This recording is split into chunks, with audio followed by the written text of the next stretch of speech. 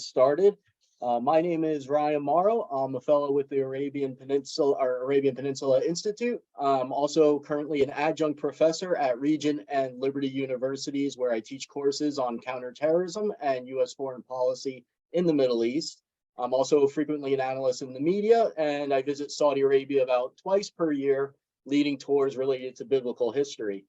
We have a very interesting and important topic today: the future of relations between Israel and Saudi Arabia, and the possibility of a peace agreement before the 2024 election. According to the New York Times, Saudi Arabia is asking for 4 things in exchange for normalizing relations with Israel. I'm just going to give a little bit of background before I introduce our guests, but those 4 things are: first, the Saudis want security guarantees. That sounds kind of like a commitment from the U.S. to defend them from attacks by Iran and Iranian proxies. The second thing that the Saudis are reportedly demanding is fewer restrictions on the arms that they're allowed to buy from the United States. The third demand is help with developing a civilian nuclear program. That'll be obviously a topic of discussion about the wisdom of that. And the fourth demand is the establishment of a Palestinian state before the normalization with Israel. Now, some officials are saying off the record to the New York Times that they believe the Saudis would relent on that demand for a Palestinian state. So that should give us some hope, because obviously it would be incredibly complex and difficult to have that happen before Saudi Arabia joins the Abraham Accords. There's an additional factor, though, and this is something that the organizations represented in this webinar are actively involved in, and that's political opinion in the United States. The U.S. is a key partner for the Abraham Accords in facilitating countries joining it, and all this is subject to the political opinion in the United States, both the public and the politicians. Right now, there is bipartisan pressure to downgrade relations with Saudi Arabia due to the killing of Jamal Khashoggi and the Saudis' ongoing human rights abuses. In fact, President Biden pledged during the campaign that he would turn Saudi Arabia into a pariah. So American opinion may prevent the U.S. from offering adequate incentives for Saudi Arabia to join the Abraham Accords. So let's break all this down and see what the possibilities are of Saudi Arabia joining the Abraham Accords. First, we have John Hanna. He is a fellow at the Jewish Institute for National Security of America, or JINSA. He is the former National Security Advisor to Vice President Dick Cheney and a senior foreign policy practitioner in both Democratic and Republican administrations over the past 20 years. Eli Gold is the president of the Gold Institute for International Strategy. It's a go-to organization for U.S. policymakers as well as foreign governments who are seeking guidance on the most complex defense and foreign policy issues. And we have Avi Kainer, the co-founder of Samawal Foundations, where he brings 4 decades of experience in business, finance, government, and consulting. So the first question we'll start off with is the most obvious one. Do you guys see any likelihood of a normalization in relations between Israel and Saudi Arabia before the 2024 presidential election? John, we'll start with you. Well, first, thank you, Ryan, and thanks to the Institute for putting this event on, and great to be here with the co-panelists. Listen, almost everything I'm going to talk about today results from a trip that we took to the kingdom. JINSA delegation. We brought with us 8 retired American flag officers, 4-star, 3-star rank. We met with just about everybody you'd want to meet with in the kingdom on a not for attribution basis. But what I came away from those conversations was with an impression that there is a real possibility for Israel-Saudi normalization, that it could happen on a timetable that would be much more ambitious than I think most people realize, but that to accelerate that timetable would require that the Saudis get some level of satisfaction on those 3 or 4 key requirements that were put forward, and they were put forward very directly in conversations with us. And I think I actually was the first one to actually write about those some of those key demands in early January in the Jerusalem Post.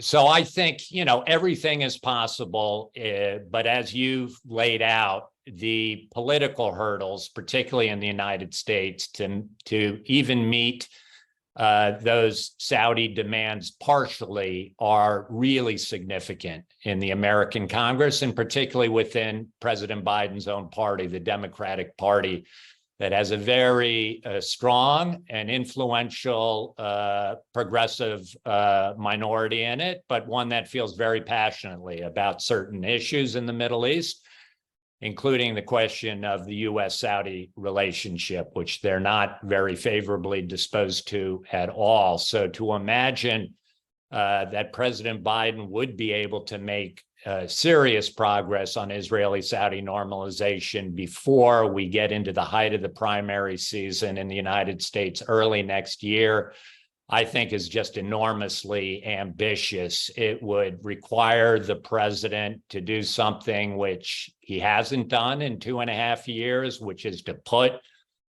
Israeli-Saudi normalization at near the very top of his agenda, maybe right beneath the Ukraine making sure that Russia doesn't win the Ukraine war.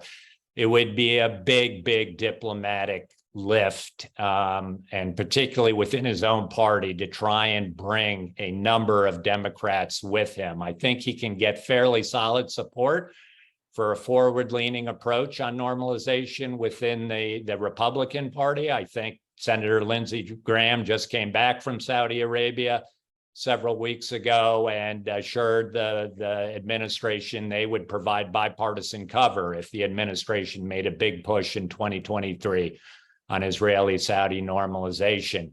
I think there are people within the administration who are in favor of making a much more serious push than they have to date with Saudi Arabia, and to try and engage with Saudi Arabia on some of its demands and see where some viable compromises are possible.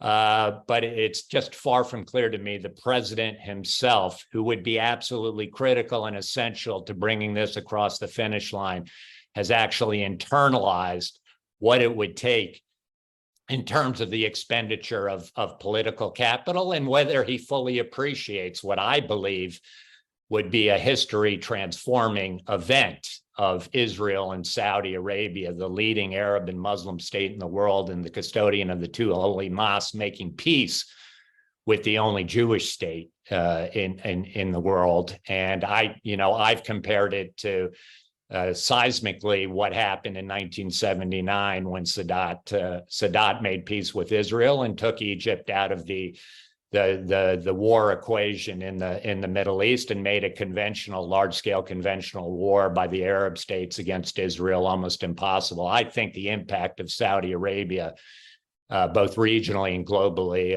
of making peace, crossing that Rubicon, making peace, would be an equally history-making event. But whether the president himself, and he's the only person in some sense who really matters here, what he thinks, what he believes, whether he appreciates that opportunity and what it could mean for his legacy, and whether he's prepared to really take on the political costs of doing this within his own party, I think remains to be seen. Thank you for that. Eli, what do you think? So first of all, thank you for having me here. It's interesting. Every president has had on their agenda, for some bizarre reason, two issues that try to solve with no avail. The first one is, of course, the Israel-Palestinian issue. That relationship, every president for some reason felt the need that they have to pursue some avenue of peace. The second one is a decisive and long-term relationship with Iran, whether it is the Republicans pushing this regime away and looking for regime change, or the Democrats who are looking for normalization with the regime. There's always something.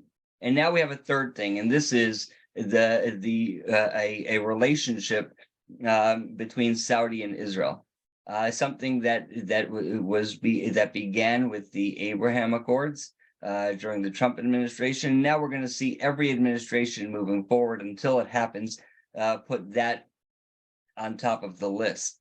I think the issue that we have trying to get this the Saudis into the Abraham Accords in the next year and a half is that the issues that the Saudis, the concessions, we'll call it, that the Saudis want are the polar opposite of what the president's party would agree to. The security that would definitely impact any relationship with Iran, which is the number one on their list. Palestinian Israel is number two, and Saudi is number three. So that would throw a potential wrench into those talks.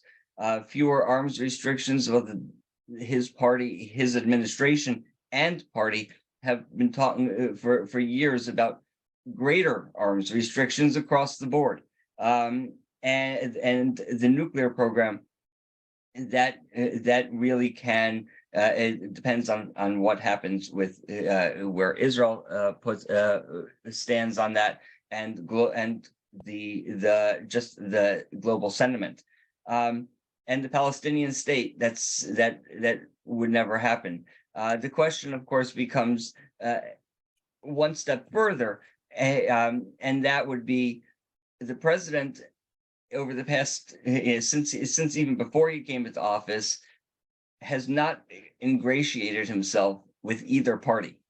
The Saudis, we've already discussed that. This administration's relationship with Israel, in my opinion, may very well be worse than President Obama's relationship with Israel, which makes it that much more difficult, because what ultimately will have to happen is that the White House is going to have to normalize their own relations with Israeli leadership, with Saudi leadership.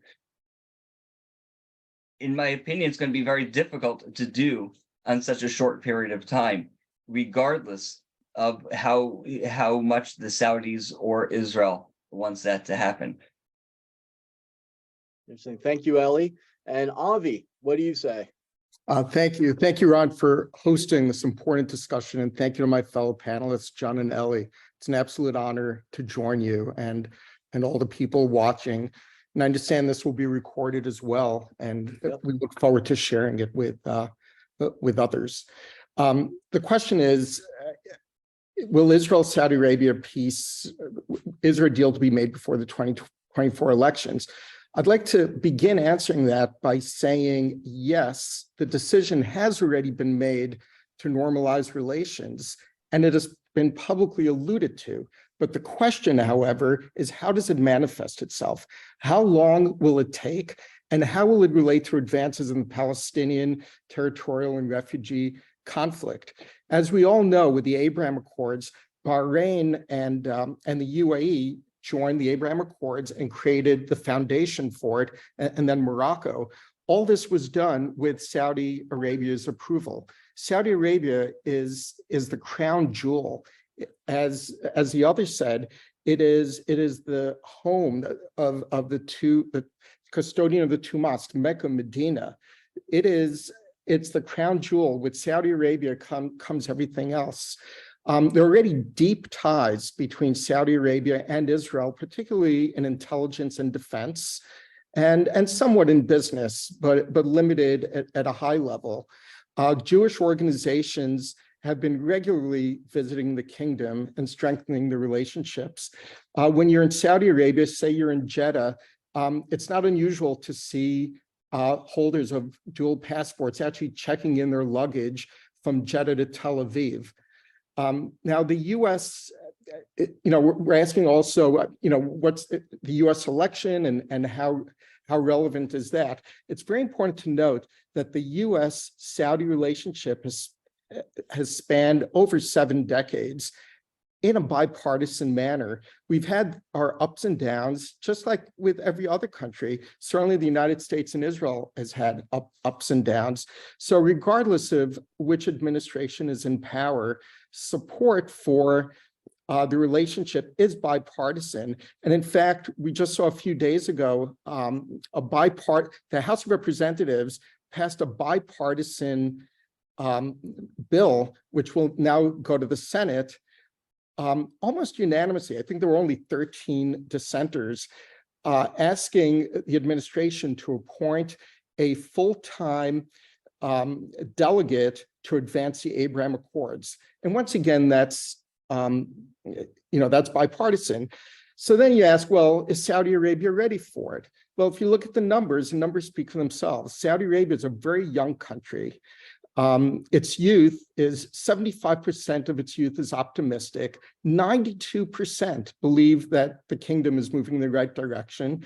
A lot of this is because of MBS, Crown Prince MBS, and the direction he's taken, the remarkable direction he's taken the kingdom to. People feel good. There's a lot of energy. Saudi business people who I've met with don't care what religion or nationality they're dealing with, as long as they're dealing with fine people. It's very important for Saudis to be dealing with fine people. The age of ideology is really dying, and pragmatism is taking over. And there have been movements in this direction. We all know about the overflights over Saudi Arabia, now open to all Israeli flights. That was unheard of, just a few years ago. And now there are highways in the sky over Saudi Arabia with Israeli planes and planes from Arab nations flying over Israel. What has not made the news, but is absolutely true, is that Saudi Arabia is about to host prestigious international sporting events, which will be open to absolutely everyone.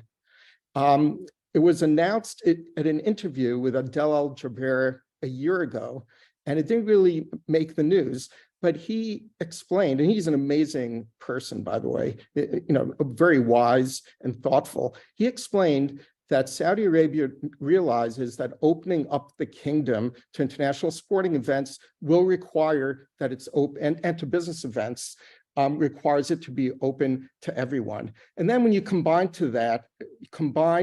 all the tourism that's being built in like gigacities like Alula, Amala, the Red Sea Project, Diriyah, King Salman Park, the Line of Neom, Trojena, Oxagon, the Sindel Islands, the list goes on and on and on. Tens of thousands of hundreds of thousands of new hotel rooms are being built. And Israelis will be visiting Saudi Arabia. They will be visiting Saudi Arabia for these sporting events, and eventually they will be visiting Saudi Arabia as tourists, general tourists. So it's all a matter of the timing and how quickly we get there. Great. Thank you for that, Avi. So for the next question, I'm going to go to Eli about a question that I personally struggle with. I do not have a specific position on, but is it worth allowing Saudi Arabia to have a civilian nuclear program, which we know could be converted into a nuclear weapons program pretty rapidly? Is it worth allowing Saudi Arabia to have that in exchange for them joining the Abraham Accords? The question really becomes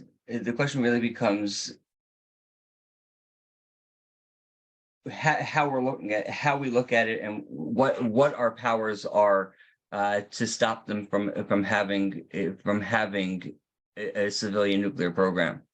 By all accounts, it appears as though they've already begun working on this nuclear program, this civilian nuclear program. Now, the question, of course, becomes where do they get their support? The kingdom, the MBS is really eager to pursue this, and pursue this quite rapidly, speed up the process. There are many options that he has, or a number of options that he has to seek that support. The question, of course, becomes, do we want to take the lead on such a project and such a program? Or do we want to allow China or others to pursue that in that region? The answer is, of course, that in a perfect world, I would say that maybe they should not have a civilian nuclear program. But the question, of course, becomes, what are the options? What are the options to stop them? I don't see that there are any long-term options, but I do believe that the downside of not participating and working with them on advancing this program it would be far greater than anything else.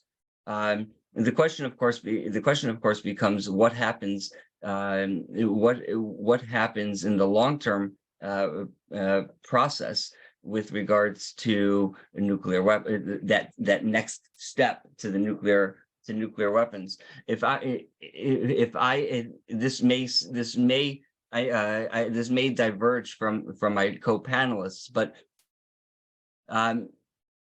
with regards to specifically to the relationship to the Abraham Accords, the Saudis have been long working with as Avi had mentioned, has long been working with Israel, not necessarily in a public setting, and it keeps on becoming more and more public. But yet, I would say over that period of time, Israel still has the right to be concerned about what their ultimate plans are and what their ultimate goals are. There's no question about it that regardless of the relationship, that regardless of this quote unquote rapprochement that the Chinese have negotiated between Saudi Arabia and Iran, that the likelihood of true peace between the two countries as it stands right now is slim to none. Well, is impossible. So by creating this civilian program, that would ultimately potentially create a buffer between between Iran and Israel. That would be in this long-term program. But I don't know, the bottom line here is I think that the benefits of our participation with the Saudis outweighs any negative to it. But as a caveat towards the Abraham Accords, that wouldn't be what my focus would be. My focus would be on the ultimate security and benefits to the U.S. and to our own security and the region. Okay, thank you. Avi, why don't you tell us what you think? Okay, thank you. Well, Saudi Arabia is a sovereign kingdom. If it decides that it wants to spend resources and develop a civilian nuclear power program, it has every right to. As every nation that's not hostile and is not threatening, the region and the world. For example, the Iranian regime is obviously the example, of North Korea is another example. But Saudi Arabia, absolutely, if the kingdom decides that's what it wants to do, it should do what it wants to do, and the United States should be part of it. The last thing we want is for the Chinese, the Russians, even the French. I mean, we love the French, but they build nuclear power plants. But U.S. companies should be involved, and the more we're involved, the more the more we have a say in it, and not necessarily a say, but the more we're integrated into what the region is doing. Another example, it's kind of a parallel example. You look at the rebuilding of Syria. It's estimated that it'll cost $1 trillion to rebuild Syria. And as you see, Saudi Arabia and the Arab League has restarted ties with Syria. And who what nations will be brought in to rebuild Syria? As of now, it'll be China and Russia with Iranian influence. It is absurd for the US to allow that to happen. The US must get engaged in the region. It must walk step by step with the Saudis. If the Saudis want a civilian nuclear program, the US should work with them. The US should also work to help rebuild Syria. And that is the way we affect change in the region. Okay, thank you for that. John, let's go to you. Yeah, thank you. Listen, the Crown Prince of Saudi Arabia did himself no favors when he came to the United States in 2018 and went on the air constantly saying that if the Iranians were able to go nuclear, then his first response would be to get the bomb as well. So there's obviously a military dimension to his thinking about Saudi Arabia's own nuclear program, and that obviously gives people a lot of pause. Now, for our part in the United States, we, for better or worse, made a deal with Iran in 2015, Saudi Arabia's worst neighbor, the greatest threat to the kingdom, in which we essentially granted them the right and blessed their possession, acquisition, development of the full nuclear fuel cycle, including the ability to enrich uranium indigenously for their civil nuclear reactors. So once that was out of the bag in the JCPOA, once Iran had it, Saudi Arabia's major rival, it makes it very difficult then for us to put real restrictions on the Saudis' ability to get the full nuclear fuel cycle, which is really what I think you're talking about. I'm not sure if the Saudis had said, listen, we really want Westinghouse to come in here and build our reactors. We think we have a lot of resources here in terms of natural uranium ore deposits. We want to be able to develop those, to mine those, to be able to export things to the rest of the world. And we want to be able to produce our own power source here, which I think is the Saudis are thinking post-oil. They've got a big focus in Vision 2030 on developing renewable sources of energy.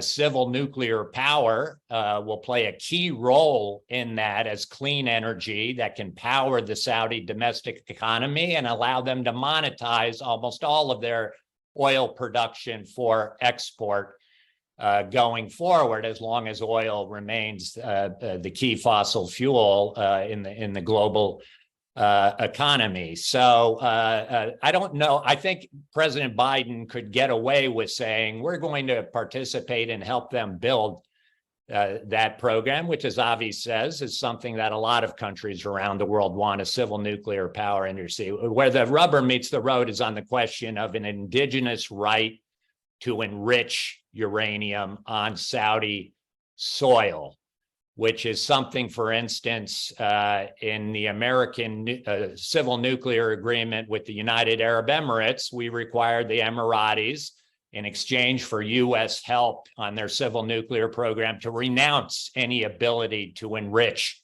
uranium on their soil for their nuclear power reactors, because there's always a fear that enrichment can be, as the Iranians have done, it can be diverted for military purposes of producing highly enriched uranium for a bomb. So that's the real rub. The Crown Prince of Saudi Arabia, the Saudis have said, we don't want to pursue the gold standard of 1, 2, 3 civil nuclear power agreement with the United States like the Emirates did, in which we have to renounce our right to enrich uranium if we think we need to be able to do that, to develop our industry and exploit our resources here fully. And that's the real problem for the United States. As much as people may support normalization, I think with any kind of, let's face it, absolute monarchy, it's an authoritarian regime. Hopefully most of the people support the regime, but it still has no doubt conservative extremist elements who are opposed to what's happening. It doesn't take a majority of the population to threaten a regime. So there's good reason to believe that kind of country, that things could happen out into the future. And you have to be thinking about 50, 100 years into the future if you're going to have a country that controls the entire nuclear fuel cycle. So it's very risky. When we were in Saudi Arabia, the Saudis had actually thought about this US objection to their ability to enrich uranium, at which they said, listen, what we can do, while we can't renounce our ability to enrich in the future, what we think we ought to do is the same thing we did 80 years ago when we created Aramco, the Arabian American oil company. Now let's build a nuclear Aramco, the Arabian American civil nuclear power company, and essentially said, US technicians, scientists, engineers will be seated throughout the Saudi civil nuclear program, monitoring what's happening 24/7. And that's the kind of guardrails and safeguards we can build up. So you have confidence, United States, that we're not going to divert our uranium for military purposes. Other people have proposed other kinds of compromise formulas. At the end of the day, though, I do believe what Eli says is right, that we live in a world now where the Saudis and MBS have determined this is in their national interest to build out this kind of industry as part of Vision 2030. That they are a rising middle power in the world, and having this kind of capability is necessary to them. And the United States is not alone anymore in being able to provide this kind of technology. It may still be the best in the world, but there are lots of silver and bronze medalist countries exporting nuclear technology, including, as has been said, the Chinese and the Russians. And in that case, America will have no influence and no ability to watch and monitor and influence and constrain what the Saudis are doing or not doing inside of their civil nuclear program. So I think it's a very tough issue. I don't think there's any chance in hell of the American Congress approving a civil nuclear power agreement with Saudi Arabia right now, in which they are granted somehow the right to enrich uranium in the near term. Perhaps we can create an agreement in which the sunset, after 20 years of our cooperation, if the Saudis still believe they need to enrich indigenously, we can look at that. That's an idea that's been put forward by one non-proliferation analyst, that we create a sunset, that we will revisit the issue of Saudi enrichment indigenously. So very, very tough issue, but hopefully one where, if we can compensate the Saudis in other areas of our bilateral security relationship to give them greater confidence that the United States does in fact have their back. If we, change our position on the Iranian nuclear deal and decide that the Iranians do not merit the right to enrich on their own soil, and we're going to try and roll back that program, all of that, no doubt, would be helpful in allowing the Crown Prince of Saudi Arabia maybe to walk one step back from the demand he's making right now on the ability to enrich on Saudi soil. All right, so we got some questions from the audience. We have a question for John, and we'll, of course, let our other panelists chime in. The question is, Saudi Arabia has demands related to the Palestinian issue and Palestinians' rights. Can the Biden administration convince the current Israeli government to make any concessions in this regard? Is that even possible amid the current escalation in Israel? John, we'll start with you. Listen, the first thing I would say is, yes, while the Palestinian issue continues to circulate around the outer edges of any possible Saudi-Israeli normalization, it's still not at all clear what, if anything, would satisfy the Saudis on this? Is it something they would need that would be purely symbolic? For instance, the Prime Minister of Israel getting up in a speech and reiterating that Israel remains in favor of a two-state solution if its security requirements can be met? Or is it something much more grandiose in the way of a full-on settlement declaration of a settlements freeze by Israel? If it involves anything on Temple Mount in terms of a change in the security relationships up there, that Israel would no longer be in ultimate control of security on Temple Mount. Those types of things are obviously much more difficult in the context of this current Israeli government. I find it very hard to believe that anything meaningful in terms of concessions on the Palestinian issue with this government would not lead to its potential destabilization and collapse. Now, the question then would be, is there enough in the opposition in Israel that they would be willing to come together with the prime minister if the prize was normalization with Saudi, requiring some concession to the Saudis and the Americans, by the way, on the Palestinian issue, on the issue of two states, then it's possible that some of the opposition would come in and help the prime minister form a government in order to be able to get that deal and make those concessions. But I think the more you get into real substantive concessions as part of any Israeli-Saudi normalization deal, I think the harder and harder it will be to get that deal. One of the beauties of the Abraham Accords themselves in 2020, while the Emiratis were able to suggest that they had gotten concessions on the Palestinians by stopping a worst case scenario of annexation of major parts of the West Bank, for the most part, Bahrain, Morocco, then immediately, very quickly followed and didn't raise additional things that they would require on the Palestinian issue in order to normalize. And I think for most, when you talk to the Saudis privately, they understand fully that we've spent 60 years trying to resolve this issue on the Palestinians.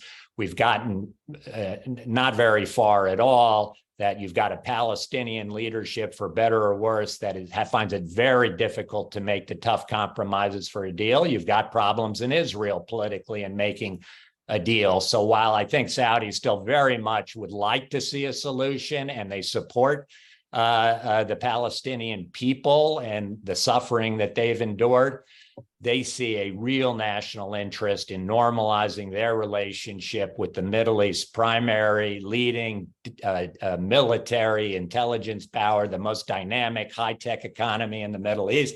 I think, and we were told in Saudi Arabia, resolution of the Palestinians should be one track, normalization with Israel should be another, and we should, not go out of our way to try and relink these issues up together and make one conditional on the other, because you may end up getting neither a resolution on the Palestinians or ultimate full open diplomatic relations with Israel.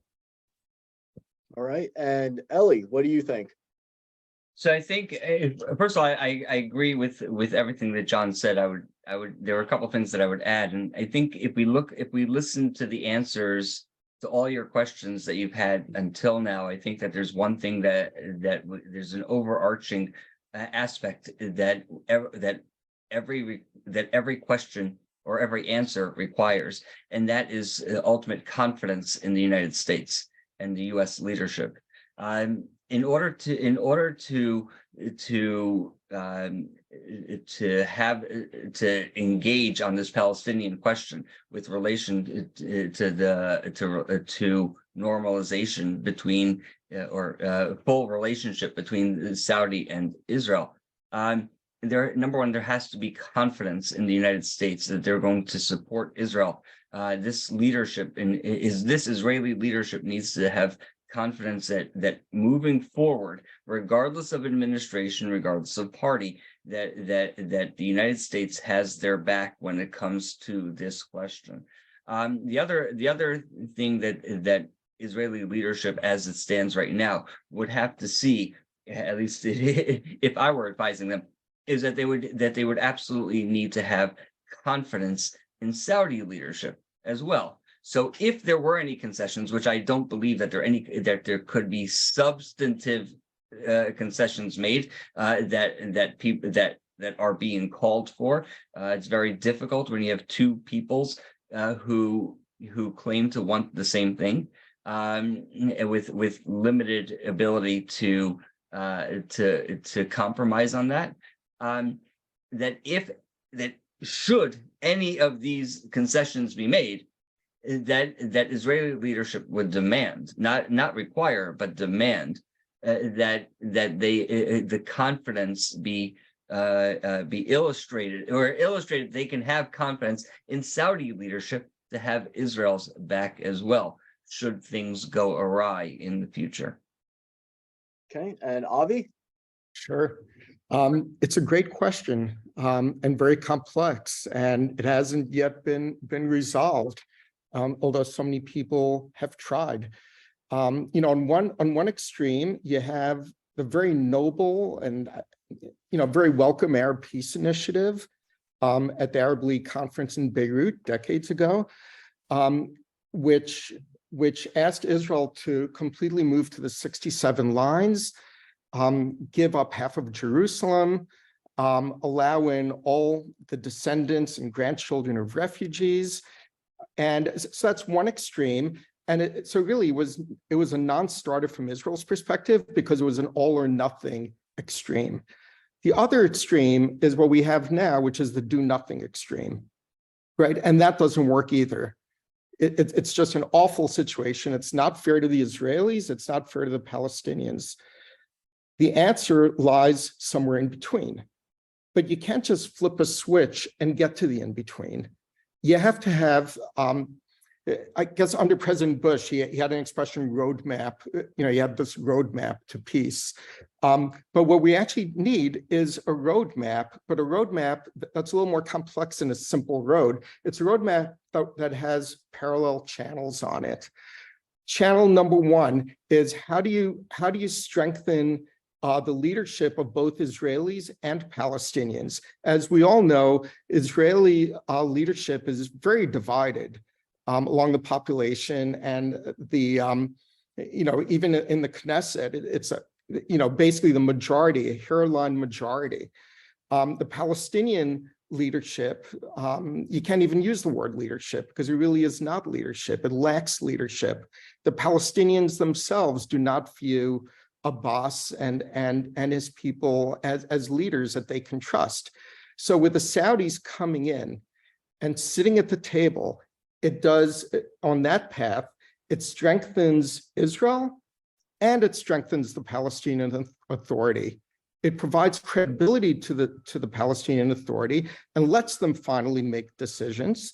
And it also provides credibility to the Israeli leaders to know that they have the backing of Saudi Arabia. So that's number one. Number two is extremism. It is literally impossible to go to a two-state solution today, to flip a switch, have a two-state solution where you have a terror group occupying the Gaza Strip, becoming increasingly stronger in the West Bank. You have the Iranian regime funding Islamic Jihad. Just yesterday, the supreme leader in Iran welcomed the Islamic Jihad leadership and told them, oh, it's not about making peace with Israel, you have to defeat them. We're going to help you defeat them. Which is very different than what the Arabs and the Saudis are looking for. The Arabs and Saudis are looking for stability and peace. The Iranian regime is looking to disrupt it. So that's a second track. How do you stop the extremism? You can't flip a switch. And this is where Saudi Arabia can also lead by example. 5-10 years ago, there was extremism in Saudi Arabia. Much of that is gone. You do have fringe elements, obviously, but for the most part, that's gone. You have the vision of MBS. You have Muhammad Ali at the Muslim World League, who's completely transformed the religious thinking in Saudi Arabia. saying, look, you could be religious, you can have ideology, but that doesn't mean you can't be tolerant and you can't be for coexistence. And in fact, he recently met with Pope Francis at the Vatican, and he said something like that. And I've had the honor and privilege of meeting both of these people, and they are remarkable people, especially Muhammad Ali. He's we need a track where the Palestinians can do in the Gaza Strip and the West Bank what Muhammad Ali and MBS have done in Saudi Arabia. The third track is the investment track. And during the Trump administration, they called it peace and prosperity, or peace to prosperity. It's a prosperity aspect. You currently have people, especially in the Gaza Strip, with very difficult lives, not just because they're occupied by Hamas, but because they can't leave the Gaza Strip. There are opportunities, investment opportunities, to rectify that situation. And this is where Saudi Arabia can help. For example, building an airport adjacent to the Gaza Strip, perhaps in Egypt, where Palestinians can go into the airport the same way Americans from San Diego go to Tijuana, by crossing a bridge without going through border crossings, get into the airport, and then are able to fly out that way. Imagine an airport serving the Gaza Strip, where everyone in the Gaza Strip can enter and leave the Gaza Strip at will via an airport that's not controlled by a Hamas Muslim Brotherhood. So this is another example of where Saudi Arabia can play a role. So it's like a three parallel paths approach. And with Saudi Arabia involved on these three parallel paths, we will get resolution to the Israeli-Palestinian conflict. But in order for Saudi Arabia to have a seat at the table and do this, it needs to figure out a way to combine that with normalizing relations with Israel. Great. Okay, we have another question from the audience I'd like to put forth. We'll be starting with John. Is it going to be easier for a future administration to broker a peace deal, considering the current tension between the Biden administration and Riyadh?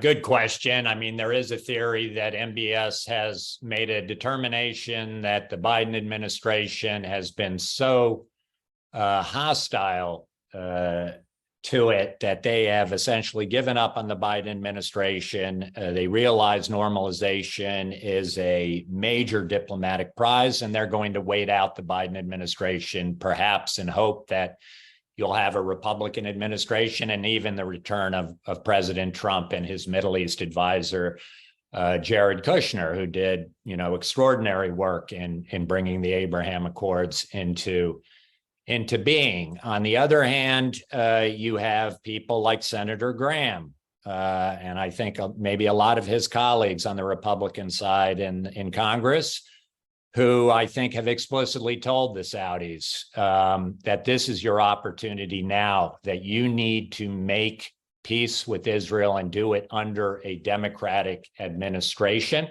do it under a democratic president who will be able to make this, at least at the margins, a bipartisan issue again in the United States, the U.S.-Saudi relationship, by bringing Democrats along with him in the Congress. Even if it's not a majority of Democrats, he'll have enough Republicans. But again, this will be bipartisan.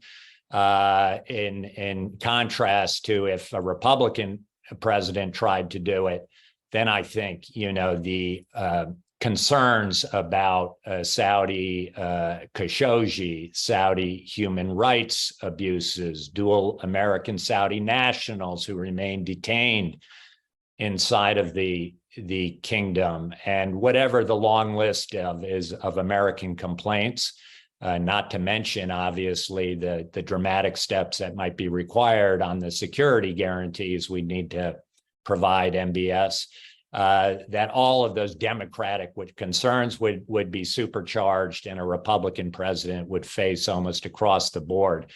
opposition from Democrats and keep the Saudi-U.S. relationship in a very polarized state, which it is now. I know Avi suggested otherwise, but it's really quite bad. I'm not sure. My guess is that Saudi Arabia is probably more on the enemies list of the progressive wing of the American Democratic Party than China might be at this point in time. So it's very problematic. So I think Graham has got the better of this argument. If I was MBS, I'd want to try and do this deal with a Democratic administration and reduce the polarization and the politicization of the U.S.-Saudi bilateral relationship, which is incredibly important for the United States. But again, it all depends on whether President Biden feels that same urgency, whether his cost-benefit analysis of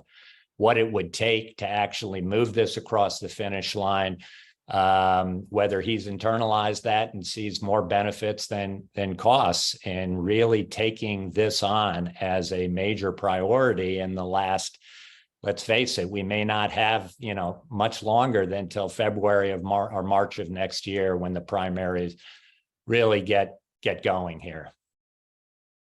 Okay. And Eli? This is an interesting question. One of the things I think that our counterparts, our foreign counterparts, are struggling with, and this is something that they've told me as I travel throughout Europe and the Middle East, so even Europe as well. And in fact, it's a basis for a conference that I'm hosting next week, where we have 10 representatives from 10 different countries coming to discuss the future of strategic alliances.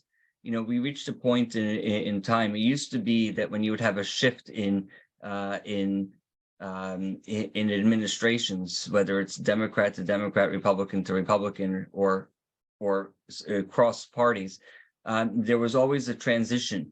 There was always a transition between the two administrations. What we see right now happening over the past 3 administrations, you see such polarization, and the shift is essentially black and white. It happens immediately, which makes it very, very difficult as our allies, as our foreign partners are trying to make long-term decisions and working through their long-term policies. What once was it's always difficult. There's no question about it. When you have a king, you have a dictator, you have a president who's going to be there forever. It's so much easier. So if one of our foreign counterparts looks at the United States and sees every 4 years or every 8 years, there's going to be a shift, and the things that they've been working on for the past 2, 3, 4 years now might end or come to an end, or the terms might shift. It's always difficult. But now when you have such a stark contrast, it makes these decisions on their part much harder. So I think this is something that is going to make it very difficult. I do believe that if we can make this shift during a Democrat administration, which I believe that would be the most difficult time to do it, I think it would be wise if we can get that to happen. Like Graham is suggesting that we do this over the next or before the elections. But this is it's not a simple decision to be made when working with the United States at this point in time. Okay. And Avi, you can address that, but I also want to throw out another question that we got from the audience that you can kind of combine with your answer. Do you think the Abraham Accords are going to distance the U.S. from the Middle East region, especially if Saudi Arabia joins it? What about the future of the disputes between countries like Syria and Israel, especially given that Iranian influence in Syria is growing? Okay, thank you. So getting back to the first question, I'll try to weave in the second question. The grass is always greener on the other side. Just like in our personal lives, when we try to make decisions on whether to invest or something, or or go somewhere, or do something, you get to a crossroad and you decide what to do, when to do it. And in the case of, although it's very complex, in the case of Saudi Arabia, it's actually, it's complex because they're the custodian of, of the two mosques and in the heart of the Islamic world. But on the other hand, it's also very simple for Saudi Arabia because one person in Saudi Arabia can make that decision. And they're not just words, it's reality. If you look at Saudi Arabia recently, over the past year or two, they've normalized relations with Qatar. They've normalized relations with Turkey. They've normalized relations with Syria. They normalized relations with Iran.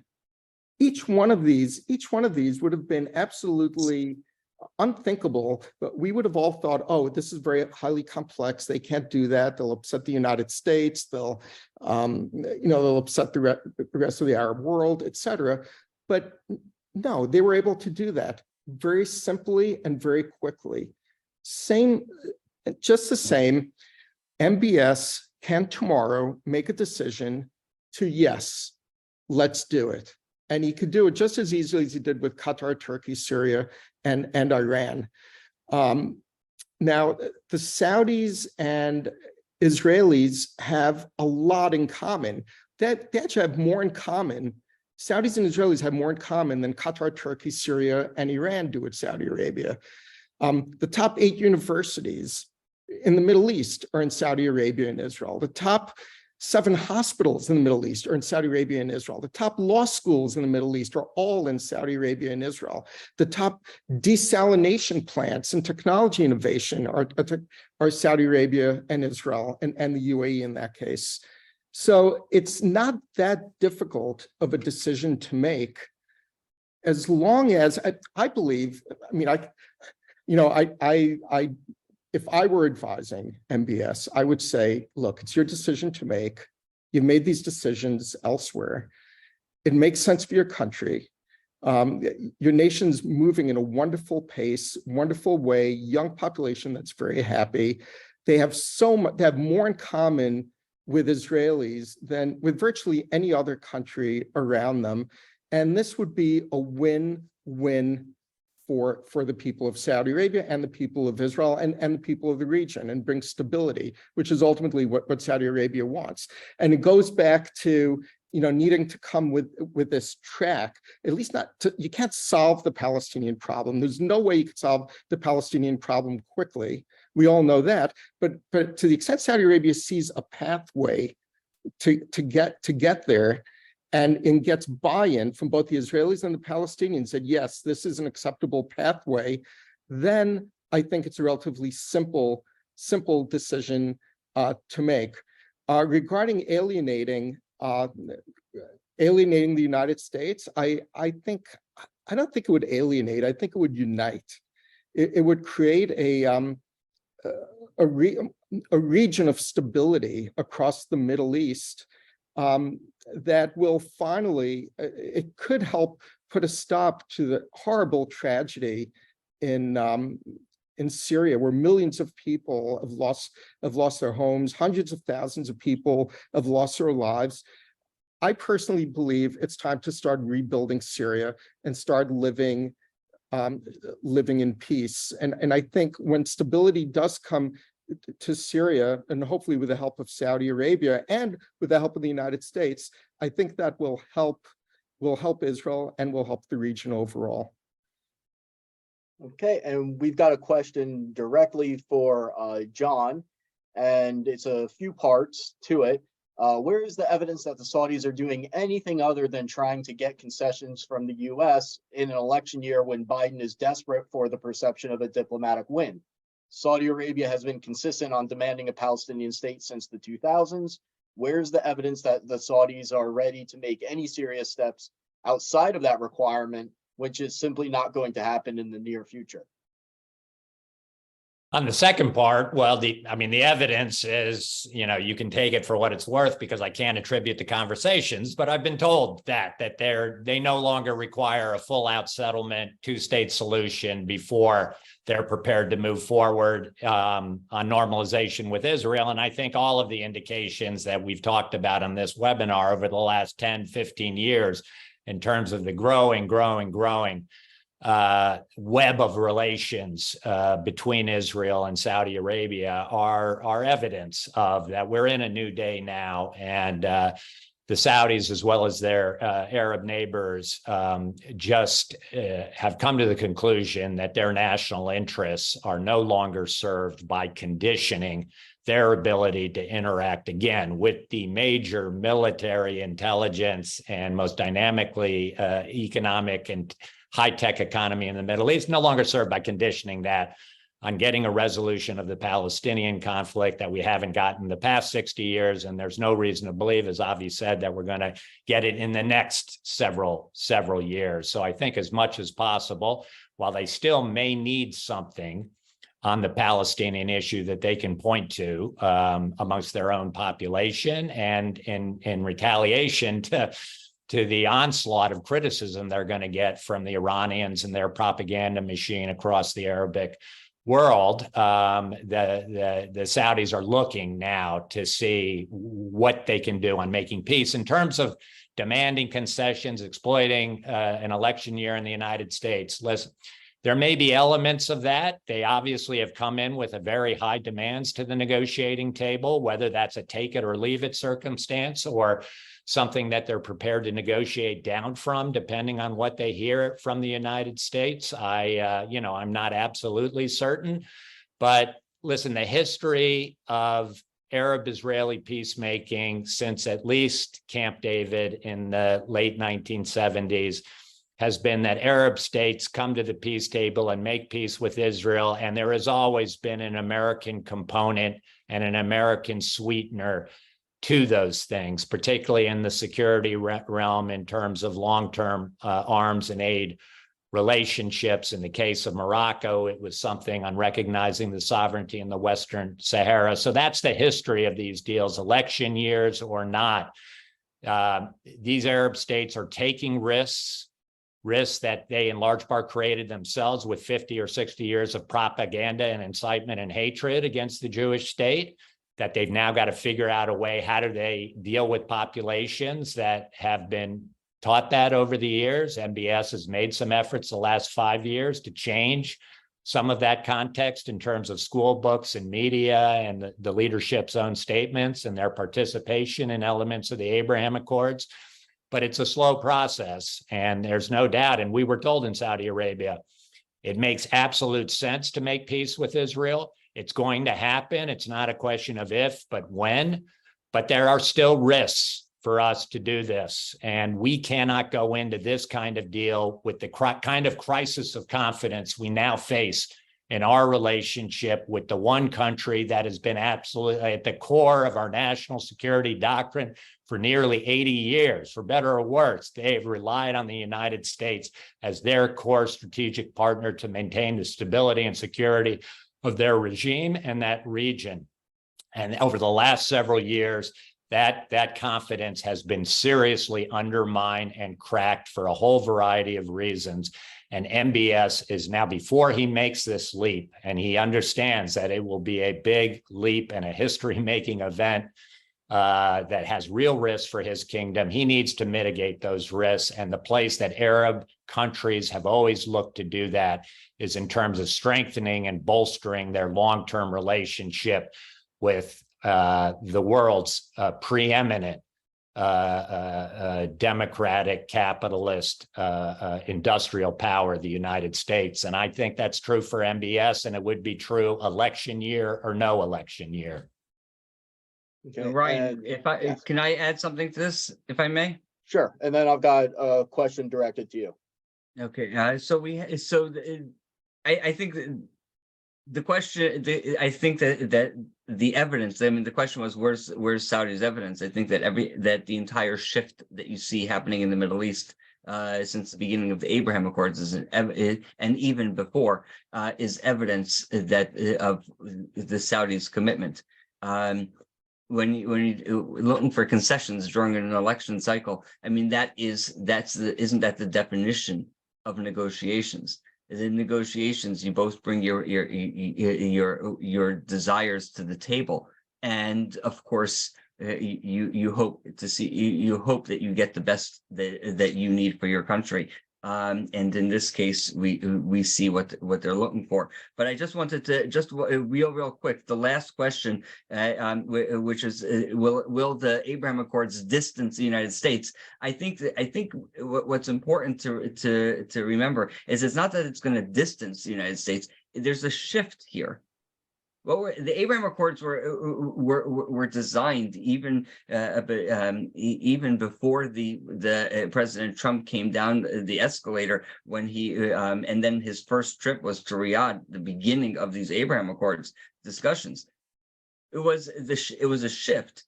Let the Middle East, let the Saudis, let Israel, let the affected countries, let them take the leadership role. Let them take the lead. Let the United States play a supporting role. Why does the United States have to be at the forefront of every battle in every part of the globe?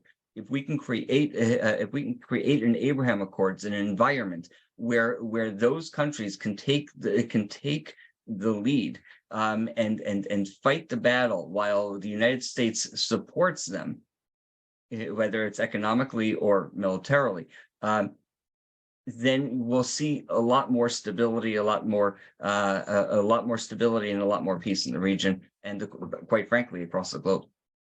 Okay. So Eli, the question that I have for you coming from the audience is, will the peace deal between Saudi Arabia and Israel end a big part of the conflict? I assume that means the Israeli-Palestinian and broader Israeli-Arab conflict. So would a peace deal, how would that actually affect the Israeli-Palestinian conflict? That's a question that's also been on my mind. Well, I think that both Avi and John have already answered that question with Saudi and Israel creating or having a relationship. It shows Saudi confidence and support for both sides in that with the Palestinians. And it would show that the Saudis support Israel, that this isn't a one-sided relationship, that this is or one-sided one-sided relationship. It would show the Palestinians that both parties are serious and both parties have serious support behind them. This isn't the United States demanding that there's peace, demanding a two-state solution. It isn't the Saudis demanding a two-state solution without putting forth their full weight behind it. The Saudis hold the key here.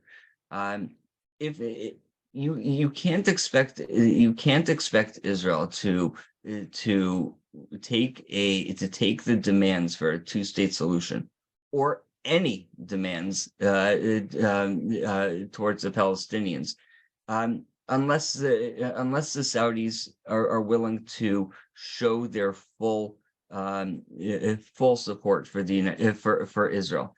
If they do, then I think that would be the necessary first step for Israel to be able to come to the table and agree to any negotiations whatsoever, any substantive. Let's talk about this. A key word is substantive. Okay, and Avi, we have a question for you again from the audience. Can MBS even make these decisions? Are we ignoring the internal politics of Saudi Arabia? And I would just add a specific stat that I think is relevant for you to address in your answer, which is that according to the New York Times, 76% of Saudis view the Abraham Accords negatively. Well, it's a great question. I think it's a very simple answer of can MBS do it? The answer is yes. Yes, he can. His father, King Salman, is still the king of Saudi Arabia, highly respected. And however, MBS is the de facto leader of Saudi Arabia. So the answer is yes. But as the panelists have expressed, although it's his decision, there are many people who could say no up and down the chain, but there's only one person who could say yes, and that's MBS. And once he says yes, this poll that said, I haven't seen this poll, but the 76% poll, I'd say it would be 76% going the other way, because once MBS makes a decision, Saudis support MBS. If you look at before Saudi Arabia normalized relations with Turkey, you should have seen the polls in social media and in Saudi Arabia about Turkey, about boycotting Turkey, not wanting anything to do with them, how awful Turkey was.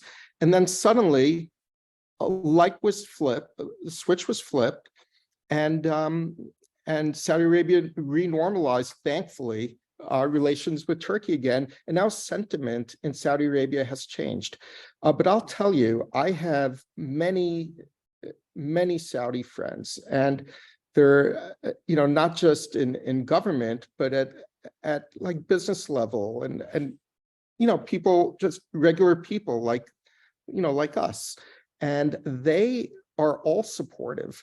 So I'm not sure where this 76% came from, but once again, you could be rest assured that once MBS makes a decision, that poll will be the exact opposite. Very interesting. Okay, I'd like to thank our three guests, Avi Kaner, Eli Gold, and John Hanna, for joining us. That will be the last question for this webinar. I'm Ryan Morrow, a fellow with the Arabian Peninsula Institute. You can follow us on Twitter and visit our website so that you can be made aware of the next webinars coming up. I know that we're working on one for next week, but thank you for joining us, and we look forward to talking with all of you soon. Thank you. Thank you for you. having us. Thanks. Bye.